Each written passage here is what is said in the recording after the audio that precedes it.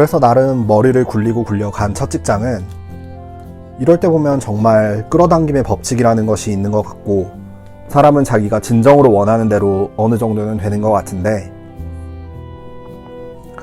바로 B2B 제조업 중견기업의 홍보팀 디자이너 자리였다.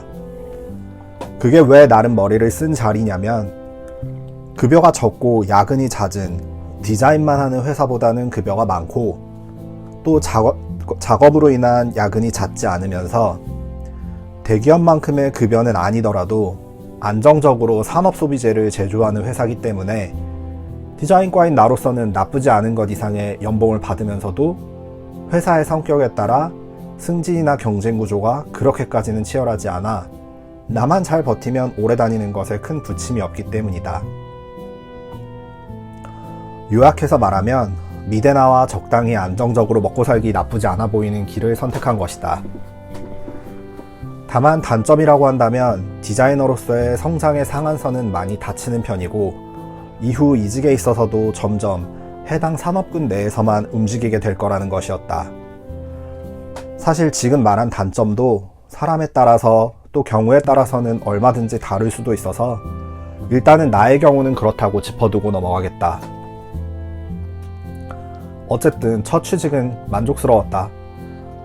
너무 생소한 물품의 제조업 분야라 그 부분을 알아가는 것이 어려웠지만 뭐 그건 다니다 보면 익혀질 일이고 집에서 너무 멀지 않고 급여 나쁘지 않고 그런데 문제는 맞상사였다.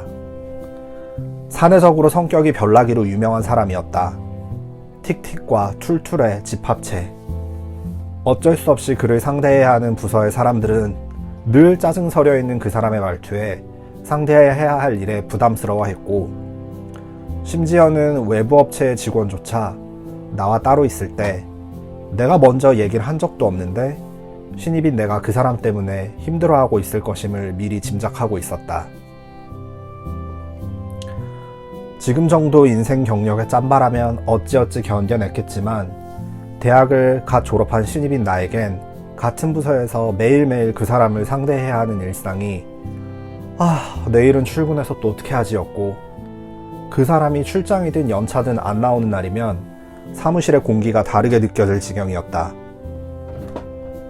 그렇게 수개월을 버티다 수시 채용으로 입사했던 나는 다음 해 초 입사한 신입사원들과 2개월간의 신입교육을 받으러 지방연수원으로 내려갔다.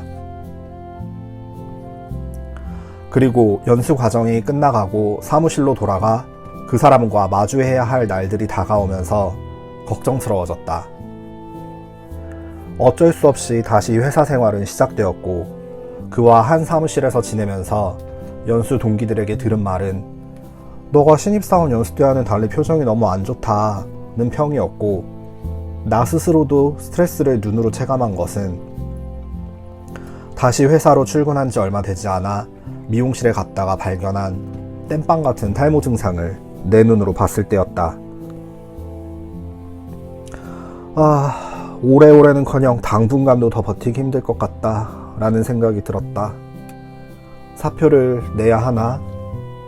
사표는 어떻게 내는 거지? 한 번도 내본 적이 없는데.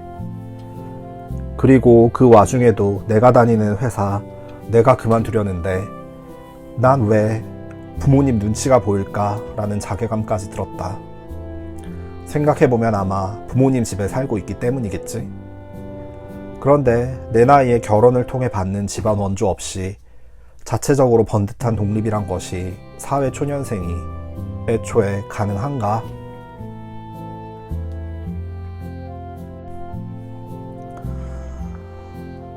사람이 일이 안 풀리려면 뭔가 계속 안 좋은 연결고리들이 생기는 것인가? 내가 현 직장이 힘들어 어찌할 바를 모르고 있을 때 대학교에 엄청 친하지는 않은 다른 과 후배에게 연락이 왔다. 형, 제가 어떠어떠한 일을 하는 스타트업에서 요즘 일을 시작했는데 혹시 소개해줄 만한 디자이너 있어요?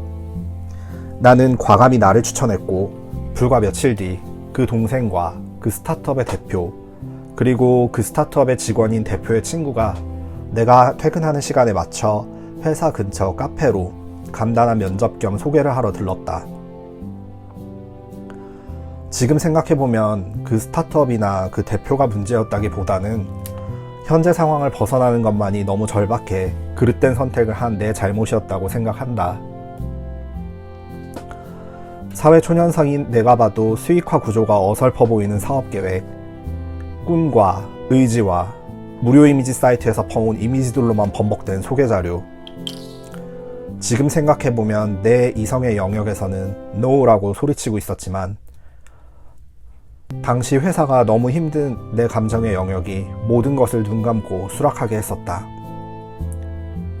회사 대표가 말하는 궤도로 성장할 때까지의 월급이 50만 원, 출근은 대표의 집으로, 대신 식사는 새끼 모두 맛있게 제공한다는 정도의 내용이었다. 그러니까 월요일부터 금요일까지는 대표 집에서 숙식을 하는 방식이었는데 지금 생각해보니 참 멀쩡한 직장 놔두고 내가 미쳤었나 보다 싶은 생각마저 든다. 그리고 꽤나 나중에 안 사실은 스타트업이라고 모두가 해외 같은 사례에서 보듯 차고에서 배굴어가며 시작하는 게 아니라 대표가 충분한 자금을 보유하고 있거나 펀딩을 제대로 받아 멀쩡한 월급 또는 일반 기업보다도 훨씬 높은 급여도 가능하다는 사실을.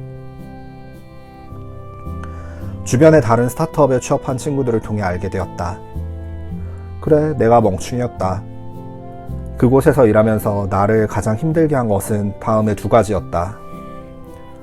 첫 번째, 여느 회사와 다름없이 내 업무 영역에서 디자인 작업에 대해 결국은 대표 본인의 취향대로 하고 싶어 했다는 것. 누가 들으면 당연한 거 아니야? 라고 하겠지만 나를 영입하려던 당시에는 이 부분에 대한 자율도를 꽤나 존중할 것처럼 얘기했었다. 더 최악은 내 작업물을 미대를 나온 본인 지인에게 지속적으로 의견을 물어보며 따로 컨펌하고 있었다는 것.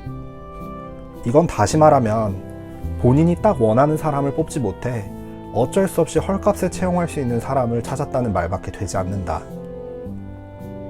두 번째, 나는 식사는 새끼를 꼭 챙겨 먹는 사람인데 본인 집에서 숙식을 하며 일을 함에도 불구하고 식사를 본인 스타일에 맞춰 어느 때는 건너뛰기도 또 어느 때는 대충 간단히 먹기도 했다. 숙식 제공에서 숙은 방 강제였고 식부부는 제대로 약속을 지키지 못한 것이다. 마지막으로 더 최악은 내 디자인 스타일을 마음에 들어하지 않던 개발자와의 관계에서 늘 나보다는 개발자 편을 들었는데 그 대표가 했던 최악의 멘트 중에 하나는 혹시 개발자가 좋은 학교를 못 나오고 하고 다니는 행색이 저래서 무시하는 건가요? 라고 나에게 물어봤던 것이다. 그런데 여기서 포인트는 나는 개발자가 어느 학교를 나왔는지도 몰랐고 그분의 행색에 대해 어떤 생각을 한 적도 말을 한 적도 없었다는 것이다. 오히려 그 개발자가 어느 학교를 졸업했고 어느 직장을 다녔었고 어디 사는지 등을 아는 것은 이력서를 받아본 대표 본인뿐이라는 사실을 자각하지 못하고 한 발언이었다. 그러니까 결론적으로 그 사람의 학벌이나 그 사람의 사는 형편에 대해 혼자 마음속으로 머릿속으로 평가하고 있었던 건 내가 아니라 대표 본인이었다는 말이다. 참 멍청한 사람이라는 생각이 들었다. 결론부터 얘기하면 난 그곳에서 딱 2개월 만에 도망쳤다. 내가 또 무책임하게 두 번째 도망을 친 것 같아 보일 수도 있겠지만 사실 대표가 모았던 나를 포함한 초기 멤버들은 첫 번째 프로젝트를 런칭하고 결과적으로 모두 나갔다. 시장 조사와 제대로 된 사업 계획이 아니었으니 첫 번째 프로젝트는 시장에 오픈되자마자 좌초했고 그 이후로 마음이 조급해진 대표는 여러 가지 일을 벌이며 남아있는 직원들을 내가 보기에는 착취하고 괴롭혔다. 그리고 결국 모두 나갔다고 전해 들었다. 그 이후로도 그 대표는 취업해서 남 밑에서는 일 절대 못한다는 일념으로 더 어리고 세상 물정 모르는 갓 졸업한 사람들을 데려다 유튜브 제작 등의 콘텐츠 사업을 하려다 잘 안 풀리고 있다는 소식을 전해드린 것이 마지막이었다. 뭐 그 사람 일은 그 사람이 알아서 할 일이고 다시 내 얘기로 돌아오자면 그렇게 나는 결국 다시 백수가 되었다.